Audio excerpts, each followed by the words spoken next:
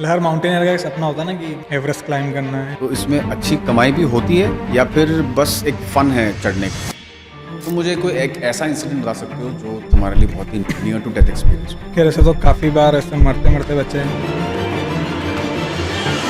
Loan लेके गया था एवरेस्ट क्लाइंब करने। तुमने घर मॉर्टगेज किया पहाड़ चढ़ने के लिए? तो समिट का भी एक लम्हा होता है क्योंकि आप दुनिया के टॉप पे हो। कितनी ठंड होती होगी वहाँ पे वो टाइम? मतलब आपकी डायरेक्टली स्किन एक्सपोज्ड होती है सन? वो तो स्क्रीन की इतनी लेयर निकल जाती 2 महीने में कि आपके गोरा काला चलता रहता है। बिना चश्मा पहने बाहर देखोगे तो अंधे हो जाओगे। रशिया गया, वहाँ का माउंटेन मैंने 12 घंटे में क्लाइंब करके डिसेंड कर लिया। मैं अफ्रीका गया, अफ्रीका कॉन्टिनेंट का जो हाईएस्ट माउंटेन है किलिमंजारो, वो मैंने 20 घंटे में क्लाइंब किया। उसके टॉप पे 22 घंटे रुका हूँ मैं टेंट लगा के, क्योंकि वर्ल्ड रिकॉर्ड मैंने सेट किया था। तो उसके बाद मुझे पकड़ के जेल भी लगे थे, वो लोग अलाउ नहीं था। खैर वो लोग पैसे लेके छोड़ देते हैं। अच्छा, चलता है अफ्रीका में। वहाँ पे भी चलता है अंडर द टेबल? हाँ, क्योंकि मैंने सुना है माउंट एवरेस्ट पे बहुत सारी ऐसी बॉडीज पड़ी होती है। मतलब एवरेस्ट को दुनिया का हाईएस्ट ग्रेवयार्ड बोलते हैं। बॉडी लाने का खर्चा ही 2-3 करोड़ रुपए। तो 250-300 बॉडीज अभी भी माउंट एवरेस्ट पर हैं। और ये पूरा ट्रेनिंग में और चढ़ान चढ़ने में कितना टोटल खर्चा आता है, गियर्स वेयर सबके साथ? तो एवरेस्ट में लगभग अभी लगता है। इफ यू आर क्लाइंबिंग, ठीक है, and if you want to pee, और आपने इतने सारे कपड़े पहने, इतने सारे लेयर्स पहने, तो आप वो कैसे करेंगे?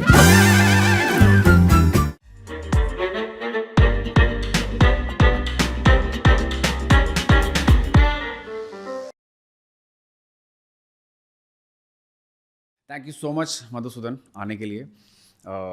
ये जो सब्जेक्ट है माउंटेनियरिंग का मेरे लिए बहुत ही इंटरेस्टिंग है, मुझे बहुत फैसिनेट करता है। तो फर्स्ट ऑफ ऑल तो मुझे बताओ, तुमने ये माउंटेनियरिंग की शुरुआत कैसे की, क्यों की, and why do you climb basically? Like mountaineering, मतलब मैं जब छोटा था तो यूथ हॉस्टल के जो ट्रैक्स होते हैं, तो ट्रैक जाता था पापा के साथ, भैया के साथ। तो फिर पता चला कि मतलब इसको और थोड़ा आगे भी कर सकते हैं। फिर क्लाइंबिंग का पता चला तो स्पोर्ट्स क्लाइंबिंग करने लगा। फिर पता चला कि माउंटेनियरिंग का कोर्स होता है जो इंडियन आर्मी के कुछ इंस्टीट्यूट से जो करवाते हैं। फिर कश्मीर में एक इंस्टीट्यूट है, जवाहर इंस्टीट्यूट, वहाँ से मैंने बेसिक माउंटेनिंग का कोर्स किया। तो उस कोर्स में मतलब सब सीखने को मिला कि आइस में कैसे चलते हैं, मतलब rock craft activities, ice craft activities, फिर इक्विपमेंट्स, फिर गियर, नोट्स वगैरह, हिचेस वगैरह, और मतलब एक पूरा बेसिक जो माउंटेन पे जो इन्फॉर्मेशन या जो गाइडेंस होती है वो पता चला वहाँ से। फिर मैंने छोटे माउंटेन स्टार्ट किए जो 6000 मीटर के या 5000 मीटर के, तो उन पे चालू किया। फिर पता चला कि इसमें मतलब हर माउंटेनियर का एक सपना होता है ना कि एवरेस्ट क्लाइंब करना है या फिर बड़े पिक क्लाइंब करना है। तो फिर एक वो मतलब कीड़ा घुस गया कि अब एवरेस्ट क्लाइंब करना कुछ भी हो जाए। मतलब जब तो मैं छोटा ही था, 16-17 साल का था। अच्छा, तो 16-17 की एज में तुमने मतलब स्टार्ट कर दिया क्लाइंब करना? हाँ।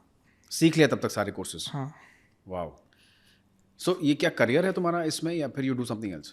नहीं, मतलब अभी तो करियर ही है मेरा फुल टाइम। मतलब इसमें करियर मतलब बहुत डिफिकल्ट है क्योंकि माउंटेनियरिंग में इतना इंडिया में कुछ स्कोप है नहीं। करेक्ट। क्योंकि ब्रांड्स वगैरह भी आउटडोर में इतना स्पॉन्सरशिप देती नहीं है, और मतलब टीवी पे भी नहीं आता, स्पोर्ट्स नहीं है। तो ऐसा रिकॉग्नाइजेशन नहीं है कि ये स्पोर्ट्स है, क्योंकि ये एक्सट्रीम स्पोर्ट्स है। और इसमें कोई रेस नहीं लगती है कि हमको फर्स्ट आना सेकंड आना, क्योंकि ये तो इंसान और पहाड़ के बीच में एक चैलेंज है कि आप पहुंच पा रहे हो नहीं पहुंच पा रहे हो। तो थोड़ा डिफ़िकल्ट है एज अ प्रोफेशन। दूसरी कंट्रीज़ में मतलब फ़ायदे हैं थोड़े, वहाँ रिकॉग्नाइजेशन अच्छा मिल जाता है। और दूसरा कि माउंटेनिंग ब्रांड्स भी सारे बाहर के हैं, क्योंकि इंडिया का कोई पर्सनल ब्रांड नहीं है जो कि माउंटेन इक्विपमेंट्स बनाता हो। तो थोड़ा डिफ़िकल्ट है पर चल रहा है। पर ये इतना यूनिक प्रोफेशन कैसे सोचा तुमने? मतलब जैसे लोग नॉर्मल प्रोफेशंस देखते हैं, बट ये माउंटेनियरिंग काफ़ी यूनिक प्रोफेशन है। जैसा तुमने कहा कि इंडिया में इससे ज़्यादा रिकग्निशन भी नहीं दिया जाता, तो इसमें अच्छी कमाई भी होती है या फिर बस एक फ़न है चढ़ने का? मतलब बेसिकली क्या, तुम्हें सुकून मिलता है या फिर ऐसा लगता है कि हाँ मैं दुनिया जहान से सबसे भाग के मैं जा रहा हूँ पहाड़ पर? तो what drives you, what inspires you? सुकून मिलता है, मतलब ऐसा मतलब इतनी कमाई नहीं होती पर नींद आती है पहाड़ों पे अच्छी। अच्छा। मतलब आप जाते हैं एक समिट पे, एक पहाड़ के टॉप पे आप जाते हैं, तो जो फीलिंग है, जो मतलब गोरगेज़म है वहाँ पहुँचने का, वो एक अपने आप में दूसरे माउंटेन या नेक्स्ट समिट के लिए इंस्पायर करता है। इसे बोलते हैं ना कि हर माउंटेन दूसरे माउंटेन के लिए इंस्पिरेशन होता है।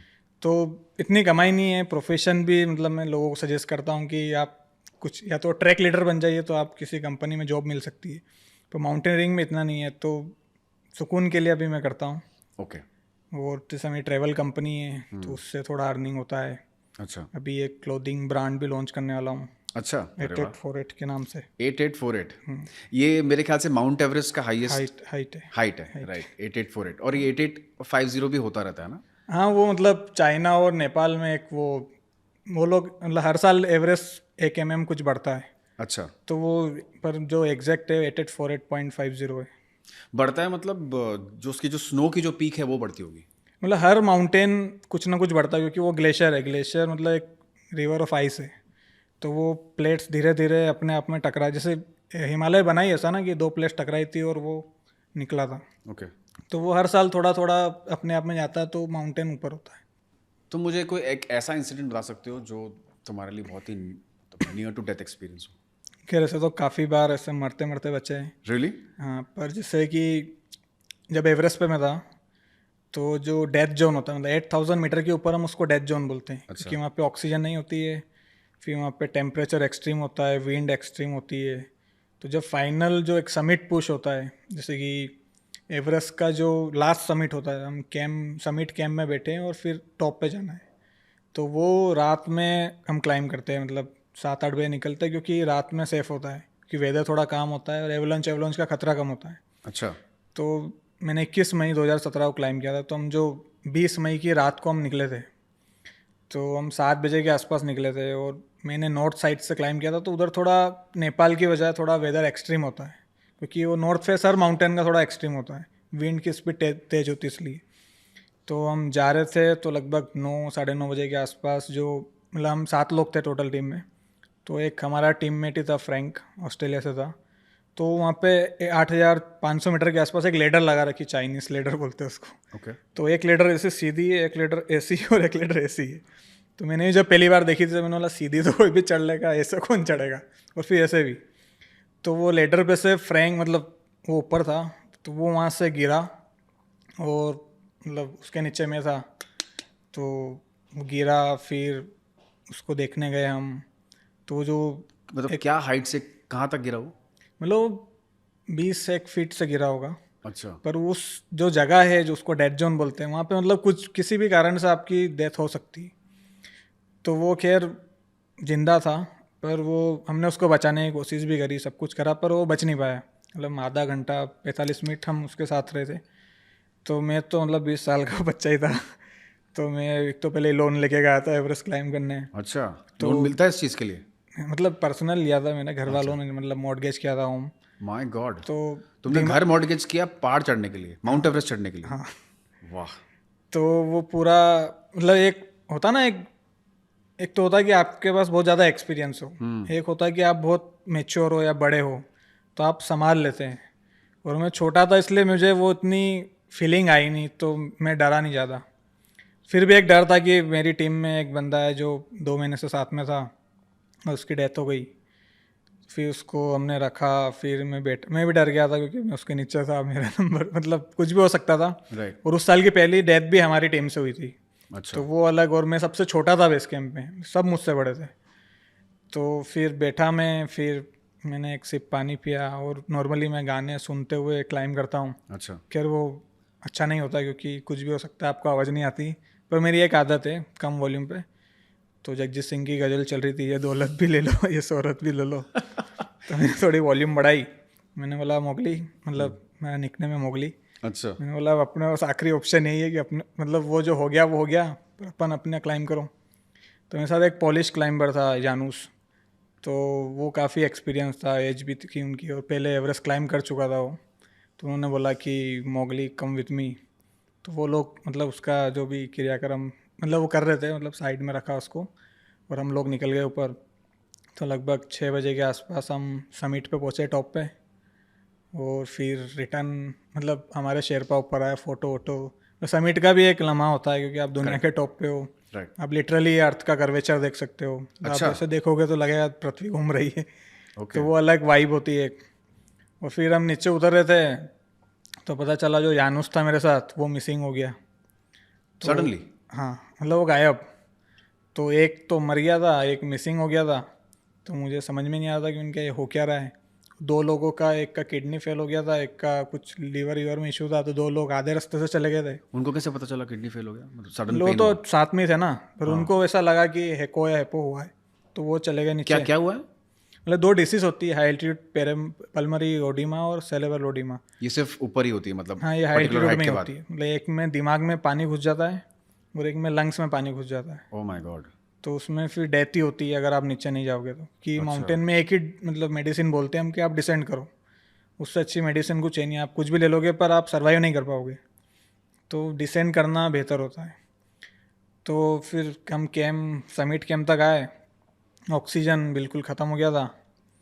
तो हमने जिस जगह पे हम रुके थे, तो उस जगह हमको सर्वाइव करने के लिए, क्योंकि जिसका डेथ हुई थी उसके शेरपा को हमने हमारा सामान दे दिया था।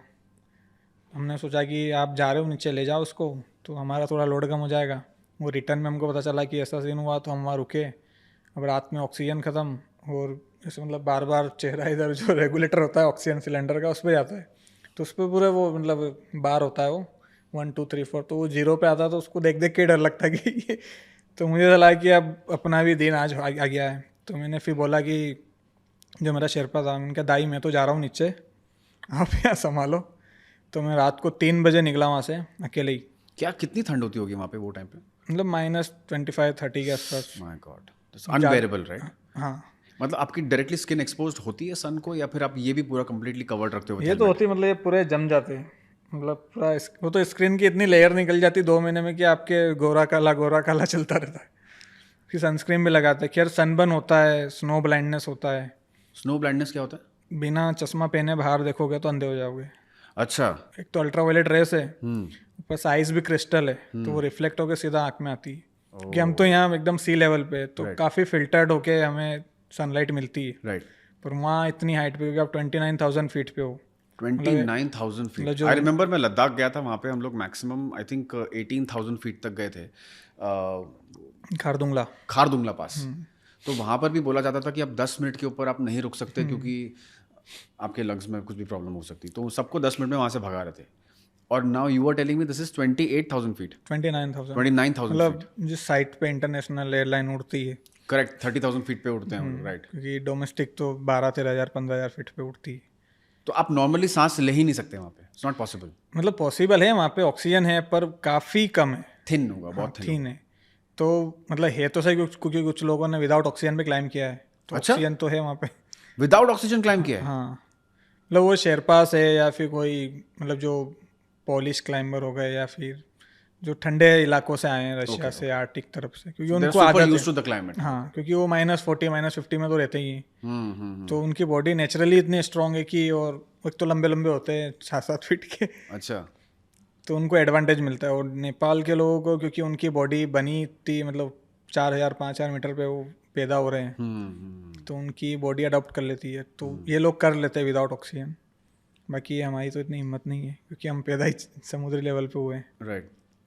तो ये मतलब डरावना एक किस्सा था ज़िंदगी का। उसके अलावा तो छोटे मोटे होते रहते हैं। ऐसा एक्सपीरियंस किया जहाँ पे तुम्हारी जान भी जा सकती थी, तो तुम्हें ऐसे लगता नहीं कि भाई अगली बार मुझे नहीं करना, अगली बार मैं अपना कुछ और काम करता हूँ, या यू आर डेयर डेविल की नहीं मैं एक और बार तो कुछ और काम है रिस्क भी ले तो सकता नहीं हूँ? कुछ और काम करेंगे क्या, वो भी तो है। खैर वो एक होता ना, जैसे मेरा ड्रीम था कि मुझे एवरेस्ट क्लाइम करना है। फिर मैं आया तो मुझे लगा अब तो एवरेस्ट क्लाइम करा, अब तो कुछ भी कर सकता हूँ। तो मुझे और कीड़ा लगा कि नहीं, और कुछ एक्सट्रीम करते हैं। तो मैं जैसे रशिया गया, वहाँ का माउंटेन मैंने 12 घंटे में क्लाइम करके डिसेंड कर लिया। कौन सा माउंटेन? माउंट एल्बरस है, जो यूरोप का हाईएस्ट माउंटेन है, यूरोप कॉन्टिनेंट का हाईएस्ट माउंटेन है। अच्छा। फिर मैं अफ्रीका गया, अफ्रीका कॉन्टिनेंट का जो हाईएस्ट माउंटेन है किलिमंजारो, वो मैंने 20 घंटे में क्लाइम किया। और उसके टॉप पे 22 घंटे रुका हूँ मैं टेंट लगा के, जो कि वर्ल्ड रिकॉर्ड मैंने सेट किया था। तो उसके बाद मुझे पकड़ के जेल भी लगे थे वो लोग, क्योंकि अलाउ नहीं था। Oh my God. तो फिर मतलब ऐसा लगा आप ना, ऊपर मतलब टेंट लगा के रुक नहीं सकते वहाँ पे, ऐसा है कुछ? किसी भी टॉप पे नहीं रुक सकते। नहीं रुक सकते वहाँ पे? मतलब आपने एक बार वहाँ पे आपने झंडा गाड़ा या वहाँ पे आप पहुँचे, बस फोटो वोटो खिंचाओ, नीचे आ जाओ। नीचे आ जाओ, you can't wait there, why? मतलब वो अलाउ नहीं है, क्योंकि काफ़ी लोग आते हैं ना। जैसे किलिमंजारो तो ट्रैकिंग पीक है, ओके। तो उसके अलग अलग 6 7 रूट है। तो टॉप पे सुबह सुबह मतलब 300 400 लोग आ जाते हैं। अच्छा। और मैं अकेला टेंट लगा के सोया, तो उन लोगों ने मतलब टेंट वेंट उखाड़ दिया मेरा।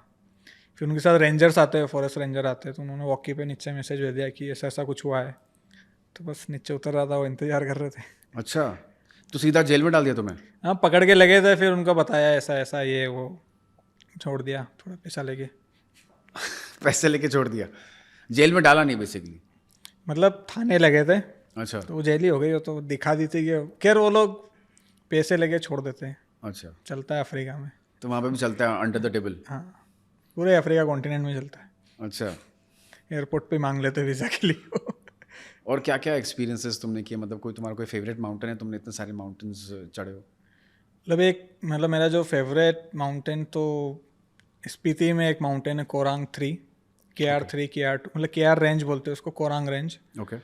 तो वहाँ एक माउंटेन था जो मुझे अभी तक सबसे टेक्निकल लगा, मतलब मैं उसको एवरेस्ट से भी डिफिकल्ट बोलता हूँ, अच्छा। क्योंकि वो काफ़ी चैलेंजिंग था। और मतलब फन फन में हम गए थे, तो उसमें एक बार क्रेवास में भी गिर गया था मैं नीचे। फिर किस में? क्रेवास होते हैं ना जो दरारें होती है बर्फ हाँ, में। वो दो बर्फ के बीच में जो एकदम ऐसे हाँ, मतलब स्टीप वो नीचे होता है, हाँ। 800 मीटर नीचे होती है वो। राइट राइट राइट, उसमें गिर गए थे तुम? उसमें एक बार गिर गया था उसी तो एक्सपीडिशन में। फिर कैसे कैसे अपने आप को रेस्क्यू करते हैं? वो तो साथ में पार्टनर होता है ना, तो हम रोप अप होके चलते हैं, एक दूसरे को बिले देके चलते हैं ओके कि तू गिरेगा तो मैं निकालूंगा, मैं गिरूंगा तो तू निकालेगा। ओके। तो उसकी भी टेक्निक्स होती है, कैसे अरेस्ट करना फॉल, कैसे रेस्क्यू करना। बहुत लगती होगी ऐसे में, इतने इतना आइस में गिरने में? लगती तो है, पर मेन चीज़ होती है ठंड। जैसे आप डीप फ्रीजर में चले गए हो अंदर, राइट। तो आप क्या करोगे अंदर, मतलब एक दो सिगरेट पी ली, थोड़ी गर्मी आ गई, और क्या कर सकते हो। नहीं, जब बट तक जैसे अगर आपको इंजरी हो गई, कोई पैर पे लग गई, अब ऑफ कोर्स आप इतना डीप नीचे गिरोगे, कहीं ना कहीं तो लगेगी, फिर उसके बाद आपको चढ़ान भी करनी है आपको इंजरी में, तो वो कितना डिफिकल्ट होता होगा वो? डिफिकल्ट होता है, पर खैर होता है कि बॉडी भी यूज टू हो गई ना, कि हम 30-35 किलो 40 किलो बॉडी पे डाल दो तो हम चल लेते हैं खच्चरों जैसे, क्योंकि वो आदत हो गई चलने की। और खैर दूसरा, पहाड़ों में इतनी सुविधा नहीं है कि, और इतना पैसा भी नहीं कि हेलीकॉप्टर लेके बेस कैंप जा रहे हैं, उठा के हमको ही ले जाना है। तो 40 किलो उठा के आप चढ़ते हो? मतलब उसका एक तरीका होता है, ऐसा हम पूरा सामान लेके गए, एक बेस कैंप हमने सेटअप किया, बेस कैंप से फिर होता है लोड फेरी, तो आपको सामान डंप करना होता है। तो आप कैंप 1 सेटअप करोगे, कैंप 1 पे थोड़ा सामान वहाँ डंप कर दोगे। कौन फिर सा क्या सामान डंप करोगे? राशन हो गया, रस्सी हो गई, आपका अच्छा। इक्विपमेंट हो गया, ऑक्सीजन सिलेंडर्स हो गए, टेंट्स हो गए, स्लीपिंग बैग हो गए। फिर आप बेस कैंप आ जाओगे, क्योंकि आपकी बॉडी एक्लेमेटाइज भी होती है। ओके। तो आपने एक रोटेशन मार दिया, तो आपकी अपनी बॉडी को 6,000-5,000 मीटर पे ले गए, वहाँ एक्लेमेटाइज हो गए, फिर नीचे आ गए आप लोग। फिर आप तैयार होते हो कि चलो अब दूसरा रोटेशन मारेंगे, कैंप 2 सेटअप करके आते हैं। तो जो कैंप 1 का सामान है, वहाँ पे आप, मतलब आपके पास एक घर हो गया कैंप 1 पे, फिर वहाँ से आप कैंप 2 जाओगे, उसको सेटअप कर लोगे, फिर बेस कैंप आ जाओगे। फिर आप देखोगे कि चलो वेदर अच्छा, आप सीधा फाइनल पुश मारते हैं, तो यहाँ से कैंप 1 जाओगे, कैंप 2 जाओगे, समिट मारोगे, और सामान बटोरते हुए नीचे आ जाओगे। ओके, तो आपने यहाँ पे सामान रखा, फिर एवरी पड़ाव पे आप सामान हल्का डम करते डम जाते करते जाते हैं, तो वो मतलब 40 किलो होता है, पर डिवाइड हो जाता है। जैसे बेस कैंप से 10 किलो ही ले गए, वहाँ डम कर दिया, फिर वहाँ 10 किलो डम कर दिया। हो। इसके लिए फिटनेस बहुत मेंटेन करनी पड़ती होगी। फिटनेस मेरे हिसाब से मेंटल स्ट्रेंथ ज़्यादा इंपॉर्टेंट है। और कैसे डेवलप करते हैं वो? खैर वो तो मेरे हिसाब से आपको सिखाना होता है, मतलब कुछ लोग बोलते हैं योगा मेडिटेशन, मुझे तो नहीं लगता ऐसा। अच्छा। आपकी मसल मेमोरी होती है, वही आपकी मेंटल स्ट्रेंथ होती है। और वो कैसे डेवलप होती है? वो मतलब ऐसे आप जिम करते हो, आप जैसे मैं 300 किलो से लेग प्रेस मार लेता हूँ, तो मुझे पता है कि मैं मार लूँगा, तो मेरी आदत हो गई। अब मैं कभी भी जाऊँगा, मुझे पता है कि मैं लगा लूँगा। तो ऐसे हम सामान उठाते हैं, ढोते हैं, तो हमको पता है कि चलो इतना वजन उठा सकते हैं, तो वो बॉडी को पता चल गया कि इतनी कैपेसिटी है, तो वो फिर हम सोचते ही नहीं कि अब फिटनेस करना है नहीं करना है, कि जिम जाना है नहीं तो जाना कोई है। रेगुलर वर्कआउट करते हो उस चीज़ को मेंटेन रेगुलर तो ऐसे मैं फुटबॉल खेलता हूँ, अच्छा। और नॉर्मल, क्योंकि ज़्यादा वर्कआउट भी नहीं कर सकते माउंटेनियर्स, क्योंकि एक बॉडी अगर मतलब बॉडी बिल्डर वाली बॉडी हो गई तो हम क्लाइम नहीं कर पाएंगे, राइट, क्योंकि वो फ्लेक्सिबिलिटी पंप हो जाती है। हम्म। कि अगर सब बाइसेप्स थाइस वाइस अच्छे हो गए और हम चलने लगे, तो 15 मिनट बाद वो पंप हो जाएगी, फिर सब क्रैम्प आ जाएंगे। लेकिन लेग्स बहुत स्ट्रांग होने चाहिए उसके लिए। लेग स्ट्रॉन्ग होने चाहिए, पर ऐसा नहीं होना चाहिए कि आप जो जिम वाले लेग होते हैं ना, मसली लेग्स नहीं होने चाहिए। हाँ, क्योंकि वो तो पंप हो जाएंगे। Right. पंप हो जाएंगे तो फिर आप चल नहीं पाओगे, फिर आपको रुकना पड़ेगा, राइट। क्योंकि वो ब्लड सर्कुलेशन फिर शांत होगा, बॉडी मतलब वार्म डाउन होगी, फिर आप चलोगे। तो हमारी बॉडी एकदम एथलेटिक होनी चाहिए, कि फ्लेक्सिबल भी है, स्ट्रेंथ भी है, और ठीक है। मतलब खैर वैसे तो थोड़ा फैट भी ज़रूरी होता है माउंटेन्स में, क्योंकि आप जितना ऊपर जाते हैं तो बॉडी कैलोरी ज़्यादा खाती है।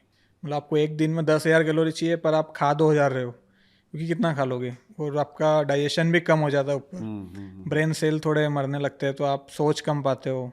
तो सब कुछ ये सोच के प्लान करके आपको, मतलब एक रिसर्च है माउंटेन, मतलब एक्सपीडिशन जो भी जाते हैं हम, तो अपने आप में एक सब्जेक्ट होता है, तो उसको पूरा हमको लेके चलना। कभी कभी अगर आप एक माचिस नहीं ले गए और आपका एक्सपीडिशन फेल हो गया, आप समिट कैंप में लगे हो कि आपके पास सब कुछ ठीक है, पूरी टीम हेल्दी है, इक्विपमेंट सब कुछ है, एक माचिस गीली हो गई, आपको खाना बनाना और माचिस नहीं है, सब एक्सपीडिशन फेल हो गया कि आपके पास राशन की दुकान तो है नहीं, Right. सब लोगों को नीचे आना और फिर जाना है, और तो पूरा कैलकुलेट होकर चलना पड़ता है कि कहाँ पे कहाँ मिलेगा, टेंट भी कहाँ लगाना, वहाँ मतलब वो एरिया में एवलॉन्च तो नहीं आएगा, उस एवरेज में मतलब उस एरिया में पानी है या नहीं है, तो वो सब सोच के सब प्लान करके करना पड़ता है। जब जब जब तुम चढ़ान करते हो तब तुमने ऐसे कभी बॉडीज देखी है जाते वक्त ऊपर कि ये कोई ऑलरेडी एक्सपायर हो चुका है वहाँ पे? क्योंकि मैंने सुना है माउंट एवरेस्ट पे बहुत सारी ऐसी बॉडीज पड़ी होती हैं। मतलब एवरेस्ट को दुनिया का हाईएस्ट ग्रेवयार्ड बोलते हैं। अच्छा। मतलब मैंने बताया था मेरी टीम से जो डेथ हुई थी, तो उसकी बॉडी भी अभी भी वहीं रखी है, ओ माय गॉड। क्योंकि बॉडी लाने का खर्चा ही 2-3 करोड़ रुपए। 2-3 करोड़? हाँ, क्योंकि एक बॉडी लेने 8-10 शेरपा जाएंगे, और फिर उसका हेलीकॉप्टर का खर्चा, क्योंकि बॉडी लाना आसान काम नहीं है। तो काफ़ी लोग मतलब पहले तो वो बॉडीज़ भी काफ़ी पुरानी, कोई 200-250 बॉडीज़ रखी है, तो उस समय इंश्योरेंस वगैरह हेलीकॉप्टर वगैरह होते नहीं थे, तो वो बॉडीज़ वहीं रखी। अभी इंश्योरेंस आ गए, हेलीकॉप्टर्स आ गए, तो रेस्क्यू हो जाते हैं। तो 250-300 बॉडीज अभी भी माउंट एवरेस्ट पर हैं? हाँ, मतलब वो एज अ लैंडमार्क यूज़ होती है कि उस बॉडी के पास से जाना है। तो ये नॉर्मल चीज़ है सबके लिए, जो भी माउंट एवरेस्ट चढ़ता है या कोई भी पहाड़ चढ़ता है मतलब तो वो उनको लोग बॉडीज प्रिपेयर देख होके के ही जाना। जाते हैं कि आपको ऐसा देखना मिल सकता है। सो दे आर कभी कभी हो कंप्लीटली जाता है फ्रोजन।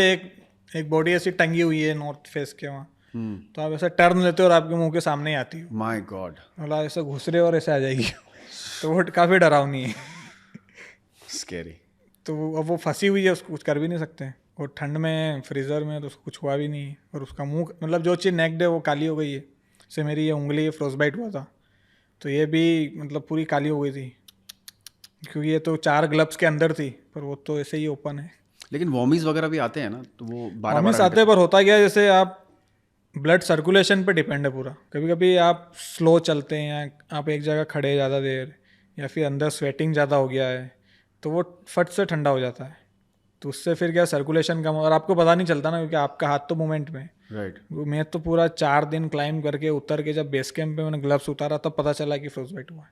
मुझे तो पता भी नहीं था कि हुआ है। ये कब हुआ इंसिडेंट ये वाला? ये एवरेस्ट पे हुआ था। अच्छा, तो यहाँ पूरी जम गई ये वाली उंगली? हाँ, ये जम गई थी। और फिर ये रखी नीचे अभी आने भी के बाद घर पता लगा या फिर? नीचे आने के मतलब नीचे आया जब मैंने ये उतारा ग्लव्स, तब मुझे पता चला कि मतलब ये फ्रोस्टबाइट हुआ है, स्टार्ट हुआ है। और मैं चाइना से गया था, तो वहाँ हॉस्पिटल नहीं था, और नेपाल आते आते 4 दिन हो गए, तो और नीचे आ गया। मतलब वो इतना सा हुआ था, पर नेपाल आते आते इतना हो गया। अच्छा, फिर मैंने अब हो ही गया, तब क्या कर सकते हैं, तो कटाओ। पूरी कटवानी पड़ी, बहुत पेन हुआ होगा उसमें? नहीं, सून कर दिया था, काट दिया था। अच्छा। मतलब मेरे सामने ही काटा था, घर पे रखी है उंगली भी। My God, seriously? क्या, मेरा फ्रेंड ही था, डॉक्टर है, वो इंदौर से ही है, उन्होंने ही काटा था। मतलब पूरा सून करा, ऐसा प्लायर जैसा कुछ था उससे काटा। तो तुम ये चाइना से तुमने क्यों चढ़ान किया? मतलब यहाँ से जा सकते थे, नेपाल से?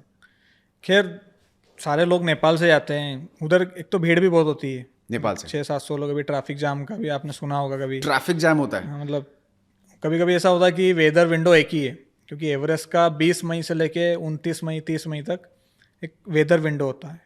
उस वेदर विंडो में जो जेट स्ट्रीम होती है वो थोड़ा नीचे आती है, तो वेदर थोड़ा काम होता है समिट एरिया में, तो उसी दिन में लोग अटेम्प्ट लेते हैं एवरेस्ट का। मतलब पूरे साल में वही 8-10 दिन होते हैं जब लोग क्लाइंब करते हैं। ओके। तो कभी कभी होता है कि 2-3 विंडो मिलती है, तो अलग अलग कंपनी अलग अलग उससे जाती है कि हम इस पे जाएंगे, इस डेट पे जाएंगे। और कभी कभी होता है एक ही विंडो मिलती है, तो एक ही दिन सारी कंपनी जा रही है, तो 700-800 क्लाइंट है टोटल नेपाल साइड, तो भीड़ लग जाती है वहाँ पे। ऐसा लगता है कि एकदम पूरी लाइन, क्योंकि मैं तो चाइना से गया था, तो मुझे दिखते थे उनके हेड टॉर्च जलती थी रात में, तो पूरी लाइन दिखती थी ऐसी कि पूरा कर्व बना हुआ, लोग चढ़ रहे ऊपर। वो इस तरफ ऐसा था, थोड़ा लॉन्ग रूट था, थोड़ा शांति थी, अच्छा, और थोड़ा एक्सट्रीम वेदर था, तो मैंने सोचा कि पहले ये ट्राई करते हैं। मतलब it was more difficult, China was more difficult? Difficult तो दोनों ही है, हाँ। पर उधर खुम्बू आइसफॉल है, और इधर लॉन्ग रूट है, और थोड़ा वेदर एक्सट्रीम है। और इधर नॉर्थ फेस की जो नॉर्थ कोल फर्स्ट कैंप होता है, वो पूरा ऐसा वॉल है, तो आपको 4-5 घंटे उस वॉल पे क्लाइंब ही करना है बस, ऐसा सीधा ही है वो। सीधा वॉल है? हाँ, तो उस पर ऐसा है कि उस पर रेस्ट लेने की जगह नहीं है, आपको बस चलना ही है उस पर। मैं एक बार अन्नपूर्णा पीक गया था। पीक किया ट्रैक? वो हेलीकॉप्टर के थ्रू गया था अच्छा मैं। अच्छा, आपने देखा होगा। हाँ, तो वो हमको हेलीकॉप्टर से लेकर गए वहाँ पर, और उन्होंने हमको छोड़ दिया कि आप घूम लो फिर लो, और फिर थोड़ी देर के बाद आ जाना, हम लोग चले जाएंगे। तो हम लोग घूम रहे थे, ऑफकोर्स मैंने नॉर्मल जूते ही पहने थे, ऐसे नॉर्मल बूट्स पहने थे, लेदर बूट्स जो ऑफ कोर्स एप्ट नहीं थे उस वेदर के लिए, लेकिन मुझे नॉर्मल स्नो दिख रहा था और मैं नॉर्मल ऐसे ही एक पहाड़ पे ऐसे ही मैंने कोशिश की कि मैं चढ़ने की कोशिश करता हूँ, मुझे बहुत मज़ा आ रहा था और मैं चढ़ता गया और सडनली मेरा पैर अंदर गया, मुझे पता नहीं कि वो सॉफ्ट स्नो है और मैं पूरा आधा धंस गया अंदर और मैंने पीछे मुड़ के देखा तो वो मेरे जितने बाकी फ्रेंड्स थे वो सब किधर और घूम रहे थे। सो आई वाज स्क्रीमिंग और they couldn't hear me also, मैं बहुत डर गया। फिर मैंने कैसे तैसे करके अपने आप को मैंने बाहर निकाला, जैसे मैं बाहर भी आ रहा था तो वो स्नो उधर दबता जा रहा था। सो हाउ डू यू मतलब डिफाइन कि ये सॉफ्ट स्नो है, हार्ड स्नो है, आप कैसे पता लगता है आपको कि चढ़ान करते वक्त भी आपको ऐसा लग सकता है? इसकी एक टेक्निक होती है वॉक करने की। तो हम आप जैसे गिरे ना उसको बोलते हैं हिडन क्रेवास। ओके। तो जो मैंने बताया ना जो क्रेवास होती है एक दरार होती है, तो हाँ। होता क्या है विंटर में बर्फ़ गिरती है। अब वो दरार तो है उसके ऊपर बर्फ़ गिर गई। अब स्प्रिंग में हम जाते हैं समर में तो थोड़ी पिघल जाती है, अब कहीं कहीं नहीं पिघलती है तो वो दरार है पर उसके ऊपर बर्फ़ है, तो हमें तो लगेगा कि जगह है तो मैदान हम जा सकते हैं, राइट। और आप वहाँ जाओगे अंदर घुस जाओगे। तो हमारा जो आइसेक्स होता है ट्रैकिंग पोल होता है, हम उसको ऐसे 3 बार ऐसे घुसाते हैं अंदर और हम देखते हैं कि ठोस जमीन नीचे है कि नहीं। अच्छा। जब तक अगर ठोस मिली तो हम वहीं कदम रखेंगे, अगर लगा कि ये पूरा अंदर जा रहा है तो फिर वहाँ कदम नहीं रखेंगे, फिर दूसरी जगह ढूंढेंगे। तो ऐसे कदम कदम ढूंढते ढूंढते जाना पड़ता है। ये जो एकदम पूरा मैदान होता है ना पहाड़ों में, जो पूरा बर्फ से ढका हुआ है, सबसे डेंजरस वो होता है और सबसे खूबसूरत भी वो होता है। अच्छा। आपको लगता है कि सीधा मैदान है, पूरा वाइट है, आपको सीधा जाना है, पर उसके बीच में इतनी हिडन क्रेवास है आपको नहीं पता है। तो कभी भी ऐसे कुछ लोग जाते हैं तो आप हमेशा ध्यान रखो, ग्लेशियर पे जाओ तो या तो आपके पास ट्रैकिंग पोल होता है या डंडा होता है, तो डंडे को कम से कम आपका जितना हाइट है उतना तो अंदर गाड़ो। आपको चेक लगे करो कि पहले। नीचे पत्थर है या नीचे ज़मीन है तो ही पैर रखो, नहीं तो क्योंकि क्रेवास 600 मीटर 800 मीटर डिप भी होती है। कुछ कुछ क्रेवास ऐसी होती है आप फंस गए निकल ही नहीं पाओगे, राइट।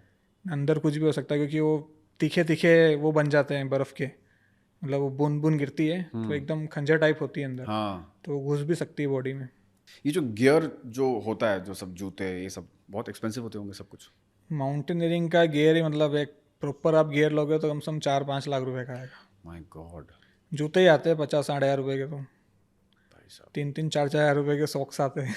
क्या सॉक्स?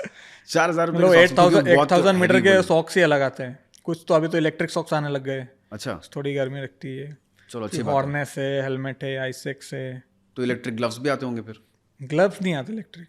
अच्छा। ग्लव्स तो उसके अंदर वार्मिस आती है, इतना बड़ा पैकेट होता है, उसको डाल के ऐसे करते रहो तो थोड़ा गर्म होता है, क्योंकि ग्लव्स उतारना पड़ता है ना आपको, ऐसे आप एंकर कर रहे हैं राइट। तो आपको कैराबिनर खोलना है, फिर आपको कभी नहीं खुलता ग्लव्स पहन के तो ग्लव्स निकालना होता है। तो अभी तक ऐसा कोई सूट नहीं आया कि वो पूरा आपको वार्म रखे अंदर से और आप चढ़ान करते जाओ? नहीं मतलब ये सूट वार्म तो रखते हैं क्योंकि ये डाउन फेदर डक फेदर के होते हैं, डाउन सूट बोलते हैं इसको, तो गर्मी तो रखते हैं अंदर, पर कुछ कुछ चीज़ें होती है ना जो एकदम एक्सपोज होती है, जैसे हाथ हो गए, फिर जैसे फ्रोज बाइट नाक पे भी होता है, कान पे होता है, यहाँ चिक्स पे होता है, तो वो तो आपके ब्लड सर्कुलेशन पे भी डिपेंड करता है कि अच्छा चल रहा है नहीं चल रहा है, आप कितना तेज चल रहे हो। कुछ लोग चलते 10 कदम है और रुकते 20 मिनट है, तो फिर वो सर्कुलेशन बॉडी ठंडी होती है, और आप जैसे क्योंकि आप 8,000 मीटर पे भी आप चलोगे तो आपकी बॉडी उतनी गर्म होगी जितनी यहाँ नीचे हो रही है, तो अंदर तो आपको गर्मी लगती है, आप ऐसा लगोगे कि आप इसको खोल दें हम। अच्छा। मतलब तो बाहर भले -20 डिग्री, ओके। पर आप चलोगे तो गर्मी लगेगी। ओके। तुम ट्रेनिंग भी देते हो?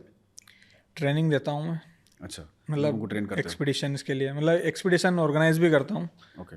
पर कम करता हूँ जो, और अच्छे करता हूँ। और ये पूरा ट्रेनिंग में और चढ़ान चढ़ने में कितना टोटल खर्चा आता है, गियर्स वियर सबके साथ? एवरेस्ट के लिए कोई भी माउंटेन चढ़ने के लिए? सर छोटे जो 6,000 मीटर के पीक से, उसमें तो लगभग 2-2.5 लाख रुपए में हो जाता है, क्योंकि इतना गियर लगता नहीं है। ओके। और एवरेस्ट में लगभग अभी 50 लाख रुपए लगते हैं। 50 लाख रुपए जब चढ़ने के मैं लिए? गया था 2017 में, तब मुझे 30 लाख रुपए लगे थे। और अभी 50 लाख रुपए लगते हैं? 50-60 lakh. This includes training, your gear, मतलब इसमें एक परमिट आता है लाइसेंस? जो $15,000 का सिर्फ एक कागज होता है, जिसमें लिखा होता है कि आप जा सकते हो क्लाइंब करने, कोई गारंटी नहीं है। ओके। फिर गियर हो गया, फिर एजेंसी फीस, शेरपा की फीस, इक्विपमेंट्स, ये सब मिला के इतना हो जाता है। शेरपा के साथ ही जाना पड़ता है, विदाउट शेरपा नहीं जा सकते? विदाउट शेरपा मतलब वो Sherpa is like mountain guide. Okay. आपको शेरपा लेना है या फिर आप कोई मतलब फॉरेन गाइड भी ले सकते हैं, इंडियन गाइड भी ले सकते हैं, वो तो आपके साथ आपका एक गाइड होता है, आप वो कुछ भी ले सकते हैं। वो नेपाल के वो एक फेमस माउंटेनियर है, निम्सदाई, निम्सदाई, हाँ, निर्मल पूजा, राइट? निर्मल पूजा। तो उनकी नेटफ्लिक्स पे एक डॉक्यूमेंट्री भी आ चुकी है। 14 पिक। 14 पीक्स वो कर चुके हैं, तो तुम्हारा भी ऐसा कोई ड्रीम है? खैर वो तो 14 पिक तो हर माउंटेनियर का ड्रीम होता है, पर उसका ऐसा है कि जो 8,000 मीटर के पिक्स बोलते हैं उसको, हम्म। तो सारे हिमालयन में, कुछ मतलब नेपाल में, चाइना में और पाकिस्तान में। तो हम लोग पाकिस्तान तो जा नहीं सकते, और 5 पिक वहीं है, तो टेक्निकली तो हम कर ही नहीं सकते उसको। ओके। पर ये जो चाइना के हैं और नेपाल के, वो लोग हम कर सकते हैं। जैसे मकालू हो गया, लोत्से हो गया, कंचनजंगा है, फिर शिशिपांगमा है, छोयू है, ये पिक हम कर सकते हैं। और बाकी हम नहीं कर सकते। पर उन्होंने रिकॉर्ड बनाया था निम्सदाई ने, कि 14 जो 8,000 मीटर के पीक है वो 6-7 महीने में उन्होंने करा था। तो जैसे तुमने मुझे बताया कि 6,000 मीटर पे अगर जो चढ़ान करता है वो 2-2.5 लाख रुपए में हो जाता है, लेकिन अगर कोई नॉर्मल किसी को चढ़ान करनी हो और वो 8,000 मीटर पे ही जाना हो, लाइक माउंट एवरेस्ट पे ही जाना हो, तो कितना खर्चा आता है? अब जैसे माउंट एवरेस्ट अपने आप में एक अचीवमेंट है, तो उसका, वो दुनिया का सबसे एक्सपेंसिव एक्सपीडिशन है वो। तो सबसे पहले तो आपको माउंट एवरेस्ट के लिए प्रिपरेशन करनी पड़ेगी। तो आपको सबसे पहले इंडिया में जो इंस्टीट्यूट्स है, से उत्तराखंड में NIM इंस्टीट्यूट है, दार्जिलिंग में HMI है, कश्मीर में JIM है, फिर अटल बिहारी इंस्टीट्यूट है मनाली में, निमास है अरुणाचल में। 3 इंस्टीट्यूट में आपको पहले कोर्स करना पड़ेगा। अच्छा। Basic mountaineering course, okay. फिर आपको एडवांस माउंटेनियरिंग कोर्स, ये कोर्स होता है। इस कोर्स के बाद आपको पहले छोटे माउंटेन क्लाइंब करने पड़ेंगे, जो मैंने बताया 2.5 लाख रुपए में हो जाएंगे। तो उसमें आपको समझ में आएगा कि आपकी बॉडी एल्टीट्यूड के लिए बनी है या नहीं बनी। ओके। आप 6,000 मीटर पर जाओगे, आपको समझ में आएगा कि बॉडी कैसे रिएक्ट कर रही है, क्योंकि माउंटेन पे एकदम डिफरेंट रिएक्ट करती है बॉडी, क्योंकि आप प्रेशर कम होता है, आपकी बॉडी एकदम पानी ऐसे ही छोड़ती है। कुछ भी नहीं कर रहे हो पहाड़ पे, फिर भी कैलोरी बर्न हो रही है। ओके। 10,000 कैलोरी चाहिए और 2,000 आप ले रहे हो, तो आपको वो पूरा सर्वाइवल एक बार समझ में आएगा 6,000 मीटर के पिक पे। फिर आप सोचोगे कि चलो यहाँ कुछ नहीं हुआ, आप 7,000 मीटर कर सकता हूँ। फिर आप 7,000 मीटर के पिक पे जाओ, वहाँ आपको कैसा लग रहा है, उसके बाद आपको एवरेस्ट के लिए ट्राई करना है। ओके। और फिर एवरेस्ट का अलग खर्चा है, एवरेस्ट का परमिट लो, इक्विपमेंट्स लो, तो $15,000 का, ऐसे मैंने बताया था, परमिट है। फिर 4-5 लाख का गियर गियर है। है। फिर एजेंसी की फ़ीस है 8-10 लाख रुपए, शेरपा की फ़ीस है 7-8 लाख रुपए। फिर अगर आपने क्लाइंब किया है तो आने के बाद समिट बोनस देना पड़ता है 2 लाख रुपए का शेरपा को, कि आपने मेरी हेल्प करी चढ़ाने के लिए, तो एज अ जान टिप। बचा के रखी। हाँ, फिर वहाँ पे जो स्टाफ होता है उसको भी टिप देनी होती है, अच्छा। कुकिंग स्टाफ, जो भी सब कुछ है वहाँ पे।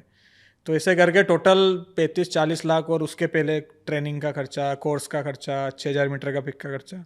तो एक एवरेस्ट एक्सपीडिशन आपको, मतलब शुरू से 3-4 साल का सफ़र है, तो 70-80 लाख रुपए आप समझ के चलो कि लगेगा। तो ये तो वही अफोर्ड कर सकते हैं जो बहुत ही अमीर हो अपनी लाइफ में, ऐसा नहीं है, मतलब कुछ कुछ होते हैं सिर्फ मेरे जैसे जो लोन लेके भी चढ़ जाते हैं। चलो लेके तो तुमने बोला कि माउंट एवरेस्ट में सिर्फ रात को ही चढ़ान करते हैं, ऐसा क्यों सिर्फ रात को क्यों? फिर वो 2 o'clock रूल बोलते हैं उसको, कि आपको 8,000 मीटर के पिक पे 2 PM के पहले क्लाइम करना चाहिए, नहीं तो आपके सर्वाइवल चांसेस 1% होता है। क्यों ऐसा? क्योंकि आप 6-7 बजे निकले हो शाम को, अब आपने पूरी रात ऑक्सीजन खाया है, सुबह भी खाया है, और आप फिर सुबह से दिन हो गया है, और आप 2 बजे एवरेस्ट के टॉप पे या किसी भी 8,000 मीटर के पिक के टॉप पे पहुंच रहे हो, तो एक तो आपका ऑक्सीजन ख़त्म हो गया है, आपकी बॉडी पूरी एग्जॉस्ट हो चुकी है, क्योंकि आप 18-20 घंटे में तो आप टॉप पे पहुंचे हो, तो आप में नीचे आने की एनर्जी बची नहीं है। तो इसलिए बोलते हैं कि जो 2 o'clock रूल है उसको फॉलो करना चाहिए। तो काफ़ी माउंटेनियर्स होते हैं जो कि मतलब शाम को निकलते हैं और उनको लगता है कि नहीं हो पा रहा, तो वो रिटर्न हो जाते हैं, कि बोलते हैं कि don't be gama in the land of lama, मतलब लामा की ज़मीन पे गामा मत बनो। तो समझदारी इसी में है कि अगर आपकी बॉडी मतलब रिएक्ट नहीं कर रही, रिस्पॉन्स नहीं कर रही है, एनर्जी नहीं आ रही है, अडोप्ट नहीं हो रही है उस डेथ जोन में, तो आप नीचे आ जाइए। ज़्यादा पुश मत करिए, नहीं तो फिर आखिरी में हाईएस्ट ग्रेवयार्ड तो है ही सही एवरेस्ट। तो ये इतनी डेथ्स क्यों होती हैं यहाँ पे और सबको माउंट एवरेस्ट ही क्यों चढ़ना है? इतने सारे बाकी और सारे पहाड़ हैं, सब माउंट एवरेस्ट ही क्यों पीछे पड़े रहते हैं? खैर माउंट एवरेस्ट तो जैसे ऑब्वियसली हाईएस्ट पीक है वो। हर क्रिकेटर को इंडिया के लिए खेलना है, तो हर Correct. माउंटेनियर को एवरेस्ट चढ़ना है, तो वाली कहानी। खैर एवरेस्ट से ये भी होता है कि कुछ कुछ लोगों को पहचान भी मिल जाती है, अच्छा। तो उनके आगे के सपने पूरे हो जाते हैं। फिर कुछ कुछ लोगों को लगता है कि ये एक हाईएस्ट अचीवमेंट है एक फिजिकल फिटनेस का, कि आप मेंटली और फिजिकली कितने स्ट्रॉन्ग हो सकते हो, एवरेस्ट उसका हाईएस्ट आप बोल सकते हो एग्जाम्पल है। अगर आपने एवरेस्ट क्लाइम किया, आप फिजिकली मेंटली 100% फिट हो। फिर काफ़ी देशों की आर्मी भी आती है क्लाइम करने, अच्छा। वो भी इसलिए आती है क्योंकि वो बताते हैं कि हमारे सोल्जर्स इतने फिट हैं।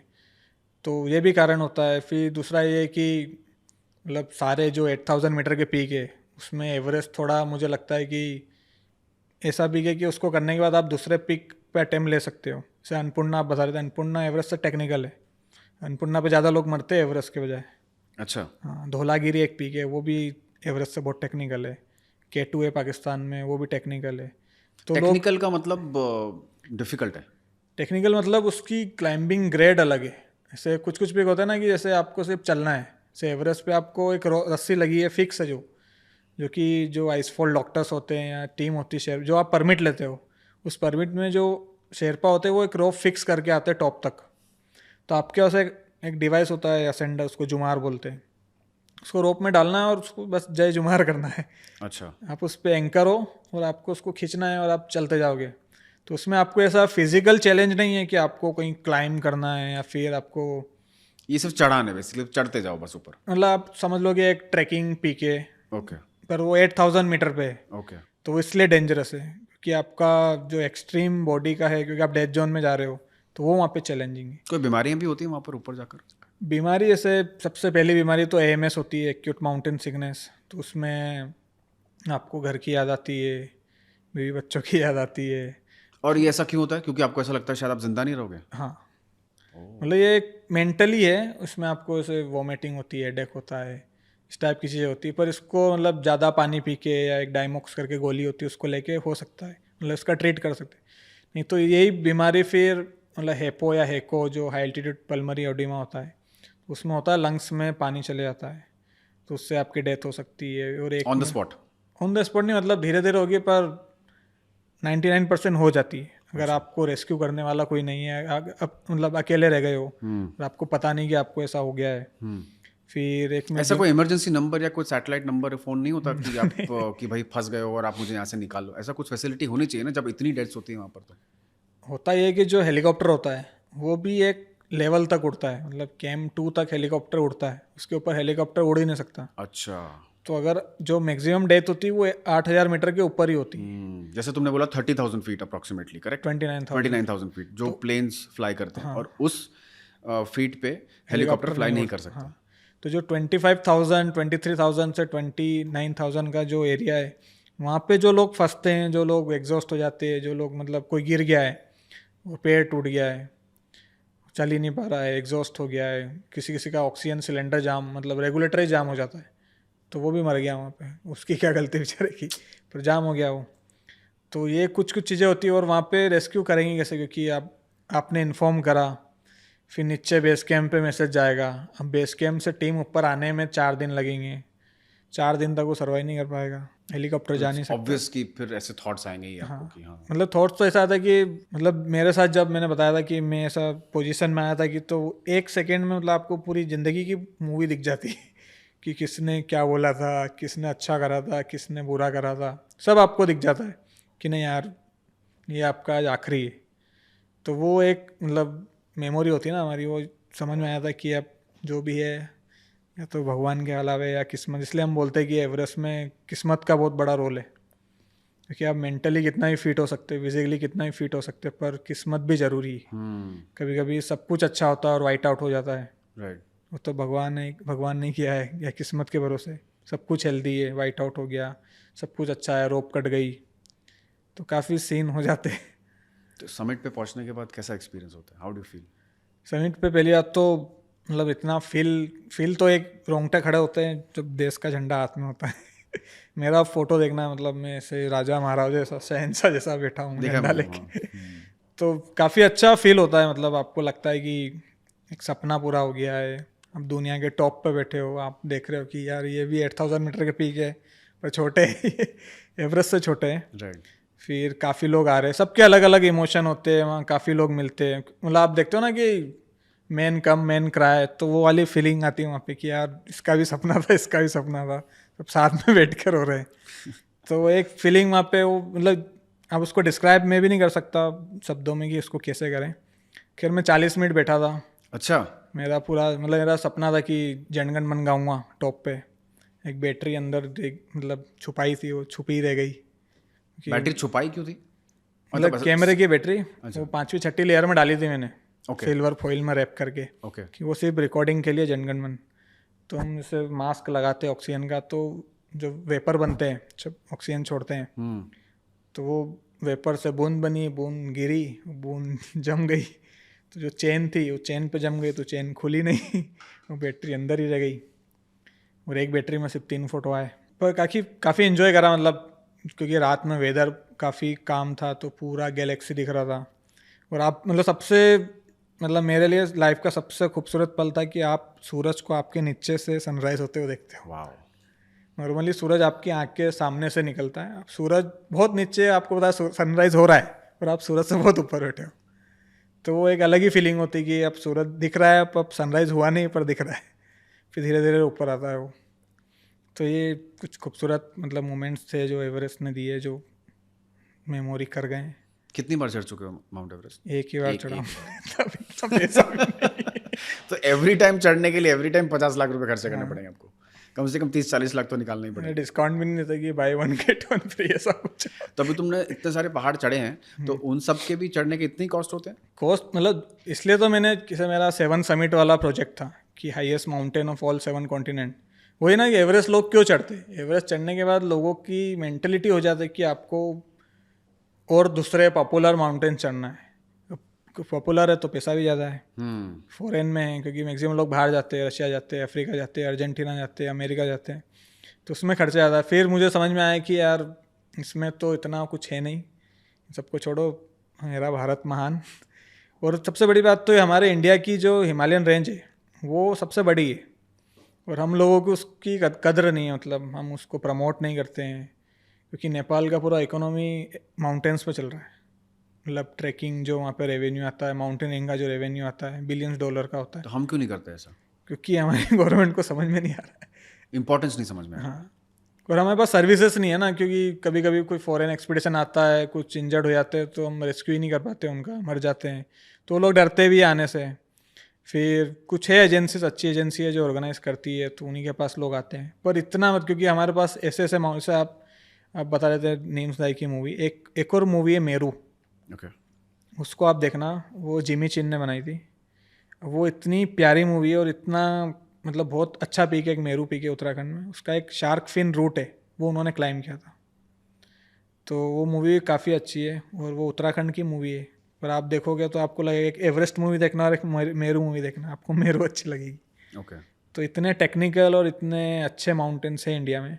जैसे मैं virgin peak, अननेम peak, अनक्लाइम peak climb करता हूँ, तो मज़ा वही है ना, एक होता है कि आप पैसा दे के क्लाइम कर, और एक आप खुद मतलब आप क्लाइंट हो ना। अब जैसे एवरेस्ट करने का तो मैं क्लाइंट था उनका, अब मैं खुद जा रहा हूँ, तो मैं किसी का क्लाइंट नहीं हूँ, ये पहाड़ है, ये मैं हूँ, मुझे ही सब कुछ करना है।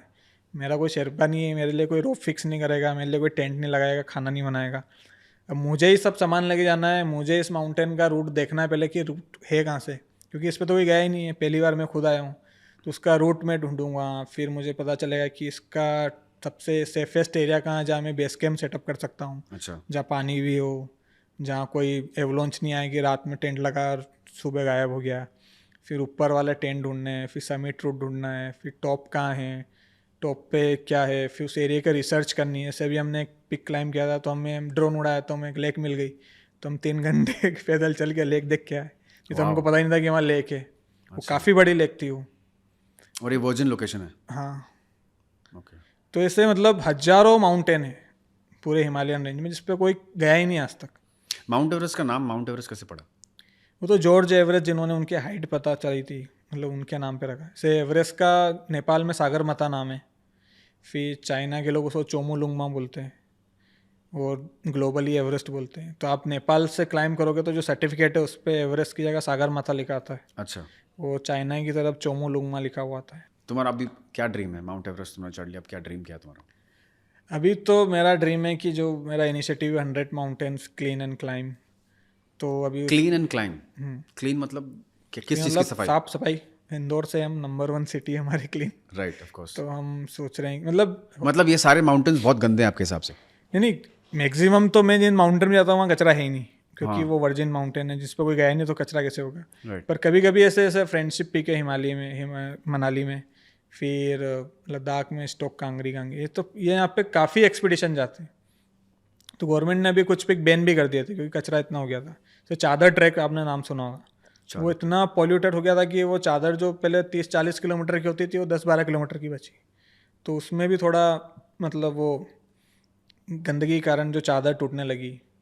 तो अभी मेरा कचरा ये किस टाइप का, मतलब जो? प्लास्टिक, अच्छा, बॉटल्स। हाँ ऐसे लोग पोंचो ले जा रहे हैं फेंक दे रहे हैं, फिर प्लास्टिक की बोतल्स फेंक दे रहे हैं, वेफर्स ले जाते फेंक देते हैं। तो क्योंकि एक तो माउंटेन में उसको ढूंढना चैलेंजिंग काम है, फिर उसको कलेक्ट करना, क्योंकि कोई ट्रांसपोर्टेशन नहीं है, लोग कम है जो इस चीज़ में साथ देते हैं आपका। और फिर मतलब कि एक जो मैसेज होता ना कि जो नई जनरेशन है उनके लिए आप क्या छोड़ के जाओगे, कचरा तो छोड़ के जाओगे नहीं, राइट। कि वो आएंगे तो बाद में, और उसके कारण मतलब ग्लेशियर मेल्ट हो रहे हैं, और वही प्लास्टिक ग्लेशियर में जा रहा है, उसी ग्लेशियर से नदी बन रही है, वही नदी का पानी घर में आ रहा है। तो कहीं ना कहीं माइक्रो प्लास्टिक उसमें भी हमारे घर में आ ही रहे ना, क्योंकि गंगा में इतना कचरा है तो गंगा का पानी तो दिल्ली तक आता है, मतलब पूरे यूपी इधर उधर जाता है, तो पानी तो वो भी पी रहे पर कचरा तो कोई और ही फैला रहा है। सही बात। तो उस चीज़ पे मतलब एक मैसेज या उस चीज़ पे एक इनिशिएटिव गवर्नमेंट को, या जैसे हम लोग कुछ एनजीओ भी अच्छे हैं, हीलिंग हिमालय एनजीओ है, तो वो भी अच्छे इनिशिएटिव करते हो, क्लीन करते हैं, ट्रैक्स क्लीन करते हैं। तो ये होना चाहिए। तो मेरे हिसाब से एक वो भी होना चाहिए कि एक प्रॉपर सेटअप हो गवर्नमेंट का, कि जैसे किलिमंजारो फॉर एग्जांपल की एक माउंटेन है, तो उसमें गवर्नमेंट ने परमिट लिया है, तो गवर्नमेंट ने रूट बनाया है, गवर्नमेंट ने डस्टबिन्स लगाए हैं रूट्स पे, ट्रेल बनाया पूरा, Fabulous. हट्स बनाए हैं रुकने के लिए, कि आप टेंट मत लगाओ, आप हट्स में रुको, यहाँ पैसा दो, खाना पीना रहना सब यहीं। वाओ। तो एक उससे एक तो रोजगार मिलेगा लोकल्स को, करेक्ट। और एक कचरा कम होगा, सेफ्टी हो जाएगी। कि लोग कुछ लोग भटक जाते हैं हमारे इंडिया में, मतलब जो ट्रेकर्स आते हैं, कोई आगे चल रहा है कोई पीछे चल रहा है, कोई किधर निकल गया मिल नहीं रहा है। तो एक ट्रेल से ये होता है कि आपको रास्ता पता है, आपको सेफ्टी हो गई, आपके लिए खाना पीना हो गया, और मतलब एक सेफ रूट हो गया, और बेरोजगारी भी थोड़ी हट गई, लोगों को रोजगार मिल गया। सो बेसिकली तुम्हारा मिशन है कि तुम इस सारे 100 माउंटेन्स को क्लीन करोगे, हाँ, या फिर लोगों में एक जागरूकता फैलाओगे कि मेन तो उनको जागरूकता फैलानी है, फैलाना क्लीन मेन तो काम है। क्लाइम तो मैं कर ही रहा हूँ, करेक्ट। और जैसे मौका मिलता है तो हम कुछ माउंटेन है वहाँ जाते हैं, उनको क्लीन करते हैं। और मैंने ये भी सुना है कि अगर कोई वर्जिन पहाड़ हम्म, कोई नया बंदा चढ़ता है तो आप उसको अपना एक नाम भी दे सकते हो, कितना सच है ये? मतलब ये सच है, काफ़ी मतलब काफ़ी नाम है माउंटेन्स के, जैसे माउंट फ्रे है, माउंट बीसी रॉय है, फ्रेंडशिप पीक है, ये सब लोगों के नाम दिए हुए हैं। माउंट एवरेस्ट है तो होता ये है कि एक प्रोसीजर होता है जिसको आप मतलब किसी माउंटेन का नाम नहीं है तो आप वहाँ के लोकल से पूछेंगे कि इसका नाम भगवान का नाम तो नहीं है, किसी का नाम तो नहीं दिया, तो वो आपको बोलेंगे चलो इसका नाम नहीं है, हम भी इसको कुछ नहीं मानते, सिर्फ एक माउंटेन है। तो उनसे आपको एनओसी लेनी होती है, फिर अगर आप क्लाइम कर पाते हैं तो वो एनओसी और पूरी एक्सपीडिशन रिपोर्ट आपको आईएमएफ में सबमिट करके, वहाँ से एक रिपोर्ट लेके जीएसआई जो जियोलॉजिकल सर्वे ऑफ इंडिया है उनको सबमिट करनी होती है 4-5 नाम के ऑप्शन के साथ। अच्छा।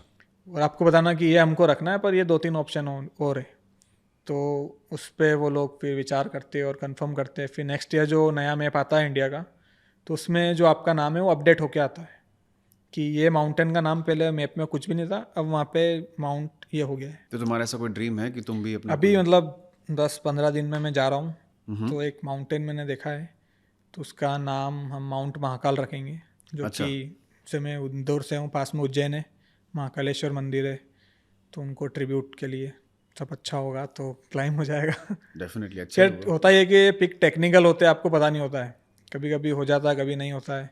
तो मेरा तो ऐसे सक्सेस रेट अच्छा है तो हो जाना चाहिए डेफिनेटली अच्छा होगा। मैंने ना कैलाश पर्वत के बारे में बहुत सुना है, बहुत सारी कहानियाँ सुनी हैं कि बहुत मिस्टिकल पहाड़ है, आप क्लाइम नहीं कर सकते उसको। और मैंने सुना है कि सिर्फ एक ही क्लाइंबर हैं जो इन्होंने चढ़ान की है, उनका नाम मिलरेपा, और उसके अलावा किसी ने भी वो पहाड़ आज तक कोई नहीं चढ़ पाया है। तो कितना सच है, और ये क्यों इतना डिफ़िकल्ट है पहाड़ चढ़ना, क्या ऐसा रहस्य है वहाँ पे जो चढ़ान नहीं कर पाते? जैसे माउंट कैलाश, ऐसे हम हिंदुज़म में तो शिव जी का घर बोलते हैं उसको, अब तिब्बतियन में भी वो लोग कुछ मान, जैसे आपने मिलेरपा बताया, तो मिलेरपा एक तिब्बतियन मॉन्क थे, तो वो वहाँ गए थे, मतलब ऐसा वो लोग बोलते हैं कि वो लोग वहाँ गए थे, उन्होंने बोला था कि वहाँ एक रेसलिंग फाइट करी थी किसी के साथ, और वहाँ पे कुछ ऐसा गिर गया था, तो जो माउंट कैलाश पे से लाइन है, वो घड़े में से कुछ ऐसा लिक्विड गिरा था तो लाइन उसकी वजह से है। अच्छा। तो ऐसा वो मानते हैं। उसके अलावा कुछ मतलब सर्बियन एक्सपीडिशन गए वहाँ पे, तो उनका भी मतलब बाद में मतलब होता ना अननोन तरीके से डेथ होना, मतलब सारे यंग लोग थे पर डेथ का रीज़न एज था। तो उन लोगों ने क्लाइम नहीं किया, मतलब डिसेंड किया हाफ वे से, घर गए। उसके बाद कुछ कुछ सालों में उनकी मौत हो गई डिफरेंट रीज़न से, कोई एजिंग से मर रहा है, कुछ किसी से। तो वो भी मतलब आप देखेंगे इंटरनेट पे आपको मिलेगा ब्लॉग। तो हम भी उसको सेक्रेट प्लेस मानते हैं, तिब्बतियन लोग भी मानते हैं, जैनिज़्म में भी उसका कुछ अलग है, बौद्धिज़्म में भी है, और फिर चाइना के लोग भी उसको सेक्रेट प्लेस मानते हैं कि वो एक्चुअली तिब्बत चाइना में ही आता है। और जो हमारी इंटरनेशनल माउंटेनियरिंग कम्युनिटी है, तो हमने उसको होली पिक का दर्जा दिया है कि ये होली पिक है, सेक्रेट पिक है, इस पर हम कदम नहीं रख सकते। नहीं रख सकते कदम। हाँ। तो ऐसे काफ़ी माउंटेन है, इंडिया में काफ़ी माउंटेन है, नेपाल में है। जैसे कंचनजंगा इंडिया का हाईएस्ट माउंटेन है, और जैसे जो 100 रुपये के नोट पे जिसका फ़ोटो है कंचनजंगा, तो उसको हम इंडिया से क्लाइम नहीं कर सकते क्योंकि वो होली पिक है। अच्छा। तो उसको क्लाइम करने के लिए हमको नेपाल जाना पड़ता है। वो नेपाल में भी कुछ लोग रिस्पेक्ट देने के लिए माउंटेन के हेड पे नहीं जाते क्योंकि वो गॉडेस है। तो आप वो शोल्डर तक ही मतलब से टॉप यहाँ है तो उसके 30 मीटर तक समिट काउंट होता है, 20-30 मीटर तक अगर आप टॉप के नीचे तो भी आप समिट ही कहलाएगा वो। तो कुछ कुछ लोग रिस्पेक्ट देने के लिए हेड पे नहीं जाते हैं। ओके। मतलब हिमाचल में भी कुछ कुछ पीक है जहाँ हम जाते हैं पर टॉप पे नहीं जाते हैं, उसके 10 मिनट तक 10 मीटर नीचे रुकते और आ जाते हैं एज अ रिस्पेक्ट कि किसी माउंटेन के सर पे पैर नहीं रखना चाहिए क्योंकि हम भगवान मानते हैं। तो ऐसे कैलाश को हमने सेक्रेड या होली पिक माना है तो हम क्लाइम नहीं करते। बाकी it's very beautiful peak, sir dome shape का है। कितने मीटर का है ये? कुछ 5,800-6,000 के आसपास का ही है। तो मतलब हाइट में तो ठीक ठाक ही है। हाइट में तो मतलब कम है, इतना मतलब टेक्निकल नज़र भी नहीं आता है। राइट। पर खैर जो सेक्रेट रीज़न है उसके ऊपर क्या है वो तो रहस्य ही है, हमको भी नहीं पता है। Right right. तो कुछ एडवाइस देना चाहोगे न्यूबीज को जो ये फील्ड में आना चाहते हैं और क्लाइंबिंग करना चाहते हैं, प्रोफेशन अपनाना चाहते हैं? मतलब जो नए जो यूथ है जो माउंटेनियरिंग में आते हैं तो आप उसको एज अ हॉबी रखिए। मतलब एज अ प्रोफेशन काफ़ी डिफ़िकल्ट है क्योंकि मैं खुद आपके सामने बैठा हूँ, मैं खुद सर्वाइव ही कर रहा हूँ। मतलब एक स्ट्रगल है जो शुरू से चल रहा है, अभी भी चल ही रहा है। फिर अभी लोगों में थोड़ी अवेयरनेस आई है, कुछ ब्रांड्स थोड़े माउंटेनियरिंग में आने लगे हैं, एक्सपीडिशन स्पॉन्सर करने लगे हैं। पर एज ए मतलब आप प्रॉपर करियर के हिसाब से अगर आप चूज़ कर रहे हैं कि आप माउंटेनियरिंग करें तो वो मेरे हिसाब से थोड़ा गलत है अभी फ़िलहाल। आप for India, for Indian people. For India आप ट्रैकिंग में एज अ करियर चूज़ कर सकते हैं क्योंकि ट्रैकिंग में काफ़ी कंपनीज हैं।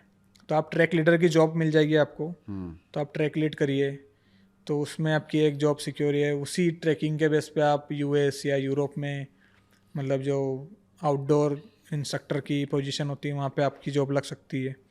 तो माउंटेनियरिंग में इतना पैसा नहीं है, और मतलब सीजनल स्पोर्ट्स है ना, मतलब आप माउंटेनियरिंग का एक सीज़न होता है कि आप जुलाई से लेके अक्टूबर तक ही क्लाइंब कर सकते हैं, तो बाकी के साल आप क्या करेंगे, कुछ भी नहीं करेंगे। तो ट्रैकिंग अच्छा प्रोफेशन है पर माउंटेनियरिंग में इतना प्रोफेशन नहीं है। आपने पैराग्लाइडिंग भी सीखी है ना? हाँ, पैराग्लाइडिंग अभी मतलब बीर में मैंने सीखी है, तो उसमें ही मतलब मैंने बताया था ना कि कुछ खुराफाती करने का कीड़ा रहता है। तो मैंने सोचा था कि अब क्लाइंब करके जाऊंगा और उड़ के नीचे आऊँगा, तो पैराग्लाइडिंग सीखते हैं। करते हैं ऐसे लोग वैसे? करते हैं, इंडिया में तो नहीं करते, बाहर करते हैं। बाहर करते हैं। एवरेस्ट से पैराग्लाइडिंग किया है तुमने किया है? मैंने, नहीं। लोगों ने किया हाँ है। लोगों ने किया, 1-2 लोगों ने किया, बियर गिल्स ने किया शायद। अच्छा। हम्म, सो मस्ट बी तो वेरी मैंने डिफिकल्ट। सोचा कि एक तो इजी वे है रिसेंट करने का। इजी वे तो है, करेक्ट है, लेकिन इट्स खैर वो लॉट ऑफ हाइट। मतलब फ्लाइंग का एक ही अपना मजा है क्योंकि आप फ्लाइंग करते हो तो आप जब आपके हाथ में राइजर है, आप रनिंग कर रहे हो, और एक जब लम्हा आता है कि आप एक पैर हवा में दूसरा पैर हवा में और आप हवा में हो जाते हो, तो जैसे नोटबुक मूवी का डायलॉग है, if you are a bird I am a bird, तो वो वाली फीलिंग आती है कि भाई अब हम बर्ड बन गए। तो एक फीलिंग आती है ना, आप उड़ रहे हो और आपके हाथ में सब कुछ है, इधर का रेजर खींचा तो आप इधर मुड़ रहे हो, आप स्पिन कर लो, तो एक फीलिंग आती है वो उड़ने की। ग्लाइडर में आती है, प्लेन में नहीं आती। प्लेन में आप बैठ के देख सकते हो, पर ग्लाइडर में आप जहाँ चाहो वहाँ जा सकते हो। राइट। मतलब लोग कंट्री साइड करते हैं, आप बीड़ से उड़ के मनाली जा सकते हैं, 5-5 6-6 घंटे लोग उड़ते हैं हवा में, तो एक अलग फन है। तो तुमने कौन सा पहाड़ से किया है अब तक ये? अभी नहीं किया अभी मैंने, नहीं अभी किया, तो मैं करोगे? मतलब सीख रहा हूँ, अभी उसको और करना पड़ेगा, थोड़े और घंटे बढ़ाने पड़ेंगे उसके, फिर किसी छोटे माउंटेन से ग्लाइड करके देखना पड़ेगा क्या फीलिंग है, क्योंकि होता है कि एक माउंटेन के टॉप पे जगह बहुत कम होती है, हाँ तो आप प्रॉपर टेक ऑफ नहीं कर पाए तो आपके चांसेस भी बहुत कम है बचने के। तो उसके लिए काफ़ी एक्सपीरियंस चाहिए टेक ऑफ का, लैंडिंग का, तो एयर का, क्योंकि ऊपर हवा कैसी है, मतलब 6,000 मीटर पे हवा अलग है और 4,000 मीटर पे अलग है, तो उसका भी एक अलग है। तो अभी सीख रहा हूँ, थोड़ा और एक्सपीरियंस लूँगा फिर करूँगा, 100% करूँगा। लास्टली मैं तुमसे पूछना चाहता हूँ, तुम्हारे टी शर्ट पे कुछ लिखा हुआ है 8848 द हाईएस्ट, सो ये क्या है, इसके बारे में बताओ। ये अभी मैं मेरा मतलब क्लोथिंग ब्रांड लॉन्च कर रहा हूँ, ओके तो उसका नाम है 8848, जो कि माउंट एवरेस्ट की हाइट है। ओके तो इस पे हम मतलब माउंटेन सीरीज़ के क्लोथिंग निकालेंगे जो 48,000 के हैं, ओके फिर हिमालयन रेंज की सीरीज़ है, फिर जो ग्रेट माउंटेनियर्स थे इंडिया के, जो इंडियन आर्मी के थे, वो बाहर के भी थे, उनके बारे में बताएंगे। तो एक अच्छा मतलब अच्छा लगेगा आपको जब इन्फॉर्मेशन। इन्फॉर्मेशन भी है और एक स्टाइलिश आउटडोर वियर आएगा। ओके, सिर्फ ओनली टी शर्ट्स और जो माउंटेनियरिंग गियर्स जो होते हैं वो भी अब मिलेंगे? टी शर्ट्स है, कार्गो है, कैप है, फिर डाउन सूट बना रहे हैं हम, डाउन सूट क्या होता है? जो जैकेट होता है। जैकेट्स होते हैं, ओके ओके तो 5-6 आइटम है, बैग्स वगैरह है। ओके। तो मतलब पैसा तो अच्छा कमा ही सकते हो फिर तो ये अब प्रोफेशन देखते में। हैं, भगवान ने चाहा तो अच्छा चलेगा। नाम तो अच्छा लगा। नाम बहुत अच्छा है, वेरी नाइस। मतलब लोग मतलब अल्फ़ाबेट वर्ड्स देखते हैं, पर राइट, न्यूमेरिकल जल्दी नंबर जल्दी याद होते लोगों को, दिमाग में बैठ जाते हैं। करेक्ट। वो 8848 क्या मतलब ये अभी हमने सोचा था, क्योंकि मेरे सारे पासवर्ड 8848 है, एटीएम से लेके फ़ोन तब तक। तो हम सोच रहे थे क्या नाम रखे, तो 4-5 नाम दिमाग में आए थे, जैसे मेरा निकनेम मोगली है, तो सोचा था उसके ऊपर कुछ रखूँ। फिर मैंने सोचा कि 8848 क्यों नहीं रखते, और वो मतलब द बेस्ट द हाईएस्ट वाला काम है। तो मधुसूदन, ये माउंटेन से फिर फाइनली तुमने सीखा क्या? जैसे माउंटेन आपको काफ़ी चीज़ें सिखाते हैं, जैसे मुझे ऐसा लगता है कि मैं माउंटेन से, पहाड़ों से, पेड़ों से बात कर सकता हूँ, कि मैं उनके लिए मतलब मैं साफ़ सफाई रखता हूँ, क्लीन रखता हूँ, तो मुझे लगता है कि वो मेरी हेल्प करते हैं या मुझे सुरक्षित रखते हैं। तो अब पहाड़ों से मतलब पहाड़ बहुत चीज़ें सिखाते हैं आपको, एक जैसे मेंटल स्ट्रेंथ हो गई, आपको मानसिक बड़ा मतलब स्ट्रॉन्ग करते हैं। डर लगता है आपको, डर से कैसे ओवरकम होना वो सिखाते हैं। टाइम की वैल्यू सिखाते हैं, फिर पेशेंस की वैल्यू सिखाते हैं। तो इस काफ़ी चीज़ें जो माउंटेन में जाने के बाद आपको सीखने में को मिलती है, क्योंकि हम सिटी की लाइफ बहुत अलग है और पहाड़ों की लाइफ बहुत अलग है, और ये दोनों कभी मेरे हिसाब से मैच हो ही नहीं सकती, क्योंकि जो लाइफ यहाँ हम जीते हैं, जो लाइफ वहाँ जीते हैं, क्योंकि वहाँ शांति है और यहाँ शांति के पीछे लोग भाग रहे हैं। तो दोनों में काफ़ी डिफरेंस है। तो पहाड़ों से मतलब काफ़ी चीज़ें मैंने सीखी है, जैसे बताया डर, करेज वगैरह ये सब। तो यही दूसरे लोगों को भी मैं बोलता हूँ कि जैसे मेरा एक टेडेक्स टॉक था, तो उसका टाइटल ये था, why should you climb at least one mountain in your life. Okay. तो हर इंसान को मतलब ज़िंदगी में एक पहाड़ हिमालय में क्लाइम करना चाहिए, तो आपको काफ़ी चीज़ें सीखने को मिलेगी और एक शांति मिलेगी आपको टॉप पे जाके, कि आपने मतलब एक पर्सनल अचीवमेंट है वो, राइट, किसी पहाड़ के शिखर पे जाके दुनिया को देखना, वो एक अपने आप में एक अचीवमेंट है। अचीवमेंट है। तो सभी को सलाह देता हूँ कि आप एक बार तो ज़रूर जाएं। तुम्हें कोई ऐसे वीकनेस लगती है कि जैसे स्ट्रेंथ्स जैसे तुम्हारे हैं कि तुम हो ऑटोमेटिकली करेजियस, इनहेरेंटली, पर तुम्हें कोई, तुम्हारे अंदर कोई वीकनेस भी है, तुम्हें जब चढ़ान करते हो तुम्हें ऐसा लगता हो कि नहीं यार ये तो मेरे में खामी है और मुझे इसको सुधारनी है? मुझे नींद नहीं आती पहाड़ों पे, नींद नहीं आती है? आती मतलब मैं एवरेस्ट पे 2 महीने नहीं सोया था। तो पता है मतलब वीकनेस है या क्या है, मुझे आज तक समझ में नहीं आया, पर मैं आज तक ज़िंदगी में पहाड़ों पे सोया ही नहीं। तो फिर कैसे और फिर फिर अपने। मुझे ऐसा भी नहीं कि मुझे वीकनेस आती है या मैं सुबह ऐसा लगता है कि थका हुआ हूँ, मुझे ऐसा भी कुछ नहीं होता है, पर मुझे नींद नहीं आती पहाड़ों पे। वो राज भी मुझे आज तक मतलब मैं सुलझा ही नहीं पाया उसको। तो काफ़ी मतलब मैं सोचते रहता हूँ स्लीपिंग बैग के अंदर कि कल क्या होगा, ये क्या होगा, वो सुबह हो जाती है। तो चढ़ान करते वक्त जब तुम चढ़ रहे हो तब तुम्हें ऐसा लगता है कि तुम्हारी बॉडी ने जवाब दे दिया, या फिर ये तुम्हारे में वीकनेस है, स्ट्रेंथ की कमी है, या फिर किसी चीज़ की कमी है? खैर ऐसा तो मुझे अभी तक ऐसा फील नहीं हुआ, क्योंकि एक मेरा एक चलने का तरीका है, जो हम चलते हैं मतलब एक रिदम होती ना, कि हम जब चलते हैं तो हमें 1 घंटा चलना है, फिर उसके बाद आधा घंटा चलना है, 45 मतलब कंटिन्यू चलते हैं हम, एक कदम पे इनहेल, एक कदम पे एक्सेल। तो एक लंग्स की और पैरों की एक मोमेंटम हो जाता सिर्फ, तो एक रिदम में चलते हैं, तो हम कभी थकते ही नहीं। मतलब वो ग्रेडियंट कैसा भी आ जाए, पर हम चलते रहते हैं धीरे धीरे धीरे धीरे धीरे। मतलब वो सिर्फ बाइक में गियर नहीं होते कि से चढ़ाई आ गया तो एक गियर उतार दिया, तो हमारे सिर्फ कदम छोटे होते हैं और कदम बड़े होते हैं, पर हम रुकते नहीं हैं। तो वो एक रिदम से, ऐसा कुछ कुछ लोग, नए लोग पहाड़ों में जाते हैं तो उनको लगता है फटाफट चलेंगे और आगे पहुंच जाएंगे, तो जैसे जापानीज क्लाइंबर होते हैं माउंटेन, वो सबसे आखिरी में निकलते हैं और सबसे धीरे चलते हैं और सबसे पहले पहुंचते हैं, अच्छा, कैसे? क्योंकि वो छोटे छोटे स्टेप लेते हैं पर कंटिन्यूस चलते हैं। कंटिन्यूस चलते तो पहाड़ों में यही है कि कभी भी आप जाओ तो पहला रूल ही है कि छोटे स्टेप्स लो, बेबी स्टेप्स, एक कदम पे इनहेल, एक कदम पे एक्सेल, तो आप कभी नहीं थकोगे और सबसे पहले पहुंचोगे। ओके, बहुत ही इंपॉर्टेंट सवाल है Madhusudan. If you are climbing, ठीक है, and if you want to pee, और आपने इतने सारे कपड़े पहने, इतने सारे लेयर्स पहने, तो आप वो कैसे करेंगे? वो मतलब स्पेशली 8000 मीटर में टॉयलेट करना अपने आप में मतलब कि बिग बॉस के घर में जाना वाला काम है। बहुत चैलेंजिंग काम है। मतलब आपको पहले तो आपके टेंट में सबको इन्फॉर्म करना है कि अच्छा, मुझे टॉयलेट आई है। फिर उसके जितने बाद भी आपके साथ लोग हैं, 7-8 लोग। मतलब एक टेंट में 2 लोग होती है ऊपर, मतलब ऊपर तो 2 ही लोग होते हैं क्योंकि वो 2 मैन टेंट होता है, नीचे तो बेस कैंप पे टॉयलेट बना है। ओके, तो मैं ऊपर की बात कर रहा हूँ जो 8000 मीटर के ऊपर है। तो पहले उनको इन्फॉर्म करो, फिर जो टेंट का आउटसाइड होता है जो मतलब खाली एरिया होता है वहाँ जाओ। उसके बाद मतलब आपने जितनी लेयर पहनी उतनी चेनें खोलो। कम से कम 8-10 लेयर तो होते होंगे। मतलब टोटल 6-7 लेयर तो होती है, थर्मल वर्मल सब मिला के। उसके बाद एक पी बोतल होती है, उसमें आपको निशाना लगा के एकदम टॉयलेट करना है। उसके बाद उसको फेंकना है क्योंकि अच्छा, नहीं तो वो जम जाएगी। हाँ, तो आपको फिर कैरी करना है क्योंकि एवरेस्ट पे आप कचरा नहीं फैला सकते, उसका फाइन है कुछ 1-2 हज़ार डॉलर। अच्छा। तो उसको आपको ढोलना भी है बाहर जाके। मतलब वो अपने मतलब लोग पर वहाँ पे दुआ आप कहाँ करते हैं कि फेंकोगे? आपको टॉयलेट नहीं आए। पर वहाँ कहाँ फेंकोगे आप? टॉयलेट तो कहीं भी फेंक सकते हैं ना, पानी हो तो वो आपको कैरी करना है अपने साथ? अगर आप वो जम गया तो फिर आपको कैरी करना है क्योंकि आप बोतल नहीं फेंक सकते। जो पी बोतल है उसमें आपको पी करके बाहर ढोलना है। अच्छा, अगर उसमें जम गया तो फिर आपको कैरी करके चलना है। ओके। और आपको पोटी आ रही है तो उसके लिए तो मतलब खुदा ही आने अलग ही प्रोसीजर है उसका। एक टॉयलेट है मतलब प्लास्टिक का, उसको सेटअप पहले तो एक आइसेक्स से गड्ढा करो, फिर वो टॉयलेट सेटअप करो, फिर उस पर बैठो, फिर उस पर अपना कार्यक्रम करो। उसके बाद इतनी सारी लेयर पहनो, उसके बाद उसकी चेन भी पीछे होती है, वो चेन लगती नहीं है। लेकिन इतनी ठंड में अगर आप वो अपने इतनी कपड़े ठंड पे निकालो, ग्लव्स उतारना सबसे बड़ा चैलेंजिंग काम ही चेन लगाना है, क्योंकि आप चेन खोल तो लेते हो पर ग्लव्स पहन के वो चेन लगती नहीं है। और फेदर जैकेट ऐसा होता है वो चेन में चेन नहीं मतलब वो फंस जाती है एक लेयर, खुलती नहीं, आगे भी नहीं जाती पीछे भी नहीं, और हवा तो जा ही रही है अंदर। तो काफ़ी डिफिकल्ट काम है। तो खैर मेरे साथ तो ऐसा कभी हुआ नहीं क्योंकि मुझे आई नहीं, पर सुसु में तो काफ़ी चैलेंजिंग है। तो मैं तो दुआ करता हूँ आप जाओ तो आपको पोटी नहीं आए। पॉटी ना है। या तो कोई ऐसी टैबलेट खा के जाओ जिससे आए ना।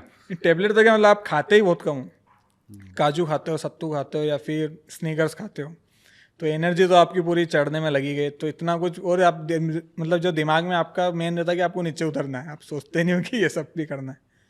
तो खैर इतना बनता नहीं है कुछ। कुछ लोगों को हो जाता है डिसेंट्री, डायरिया वगैरह हो जाता है, बेचारों को कैसे ही करते होंगे। बहुत डिफिकल्ट है यार ये तो, मतलब सोच के हालत खराब हो रही है मेरी तो। येती, येती के बारे में बताओ, देखा है? ये थी तो मतलब हमारी जनरेशन में तो किसी ने नहीं देखा है। नेपाल के लोगों ने देखा है, मतलब जो वाकई में देखा है? मतलब इज इट मतलब ट्रू? बहुत सारी और डॉक्यूमेंट्रीज है। कैसे मान्यता है? मान्यता नहीं, मतलब कुछ कुछ अच्छे बड़े चैनल्स ने भी कुछ शूट करा है। तो उनको मतलब कुछ कुछ चीज़ें दिखी, जैसे इंडियन आर्मी को भी यति का पेड़ दिखा था वो सियाचिन पे, अच्छा, उन्होंने फ़ोटो डाला था। तो कुछ कुछ लोगों ने मतलब ऐसा देखा है, उनकी अलग कहानी है, कुछ कुछ लोगों ने नहीं देखा है तो वो बोलते हैं। तो नामचे बाजार के पहले कुछ एक मोनेस्ट्री वहाँ पे उसका स्कल रखा है, तो उसमें मतलब बाल वगैरह उगते हैं। तो सिर्फ स्कल है और उसमें से बाल उगते हैं? मतलब आप गूगल करना कि यति स्कल नेपाल तो वो आएगा। तो मतलब वो रखा है, तो उस पर रिसर्च करने के लिए कुछ माउंटेनियर्स थे, उन्होंने बोला था कि हमको इस पर रिसर्च करना है। तो उन्होंने लोकल लोगों को बोला था कि हम यहाँ पे स्कूल से स्कूल बनाएंगे, हमको इस पर रिसर्च करने दो। तो उन्होंने स्कल दिया, फिर उन लोगों ने रिसर्च करी, फिर उन्होंने बोला कि ये तो यति का नहीं है, कुछ जानवर का है। तो उन लोगों ने भी रिप्लाई दिया था कि तुम्हारे यहाँ जिराफ है, हमारे यहाँ जिराफ नहीं है, मतलब जिराफ नहीं होते हैं। जैसे हमारे यहाँ यति है, तुम्हारे यहाँ नहीं है, तो तुम बोल रहे हो कि यति नहीं होते। हम्म। तो ये था मतलब आखिरी उनका। बाकी उसके अलावा ऐसे कोई प्रॉपर एविडेंस नहीं है कि थे। कोई बाकी कैरेक्टरिस्टिक्स भी कहानी पता नहीं है हमें अभी तक उसके बारे में। हाँ, बाकी कहानी हज़ारों है। कहानी है। काफ़ी बुजुर्गों लोगों ने देखा है। कुछ लोग बोलते हैं कि वो मतलब पहाड़ों में कुछ होता है तो बचाने आता है लोगों को।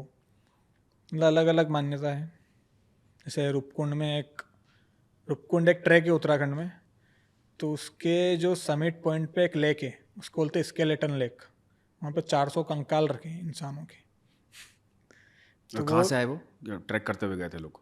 नहीं, उसकी भी अलग अलग कहानी है। मतलब कुछ लोग बोलते हैं कि वर्ल्ड वॉर 2 के टाइम जापान के लोग आए थे अमेरिका से लड़ने के लिए, तो वहाँ मर गए। कुछ लोग बोलते हैं सिल्क रूट था तो मर्चेंट है वो मर गए।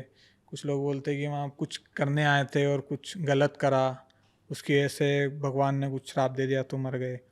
खैर वो बॉडीज़ भी काफ़ी पुरानी है, मतलब 700-800 साल पुरानी बॉडी है, पर वहाँ पे है। तो वो सबसे मिस्टीरियस लेक भी बोलते हैं इंडिया की उसको, रूपकुंड, उत्तराखंड में। कभी आप जाओ, गूगल करना कि वहाँ इतने कंकाल क्यों हैं। Quite strange. काफ़ी कहानियाँ हैं पहाड़ों की, अपनी अपनी डरावनी कहानियाँ भी है, अच्छी कहानी भी है। तो आप फ़ोन लेके जाते हो ऊपर? फ़ोन लेके जाते हैं। नेटवर्क आता है वहाँ पे? कहीं कहीं आता है, कहीं कहीं नहीं आता। सैटेलाइट फ़ोन होता है उसमें, सब जगह आता है। माउंट सिर्फ एवरेस्ट पे सुना है मैंने नेटवर्क आता है। माउंट एवरेस्ट पे चाइना मोबाइल का 5G नेटवर्क आता है। चाइना मोबाइल का आता है। और मेन ये है कि चाइना के लोग मतलब आउट गोइंग वहाँ पे सब बंद है। व्हाट्सअप नहीं चलता, फेसबुक, इंस्टाग्राम, यूट्यूब, जीमेल कुछ भी नहीं चलता, सिर्फ वी चैट चलता है। तो उससे मैंने घर पे कॉल किया था, अच्छा। Video call. अच्छा। बस। खैर वहाँ पे मोबाइल जल्दी बंद भी हो जाता है क्योंकि ठंड काफ़ी है, बैटरी जल्दी खराब, बैटरी जल्दी जल्दी खत्म। ड्रेन हो जाती है। चलो, congratulations to you and thank you so much Madhusudan for giving us such valuable information. I am sure हमारी जो ऑडियंस है उनको सुनने में बहुत मज़ा आया होगा। And thank you once again. Thank you so much for inviting. I am sure आपने इस एपिसोड को बहुत एंजॉय किया होगा। अगर आप ऐसे ही और इंटरेस्टिंग गेस्ट को देखना चाहते हैं तो प्लीज़ कमेंट सेक्शन पर लिख दीजिए, और इस एपिसोड को अपने फ्रेंड्स और फैमिली के साथ ज़रूर शेयर कीजिए ताकि वो भी इस इन्फॉर्मेशन का फ़ायदा ले सकें। Till then, stay healthy, stay blessed.